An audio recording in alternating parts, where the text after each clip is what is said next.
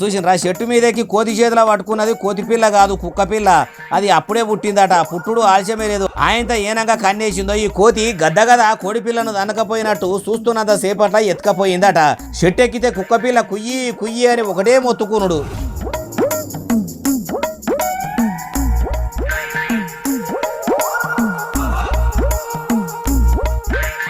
తల్లి కుక్కనేమో కింద నిలబడి తల్లడిల్లిపోవుడు, కోతి ఏమో చెట్టు మీద కూర్చొని కుక్క పిల్లను ఎత్తుకొని తమాషాలు చేసుడు.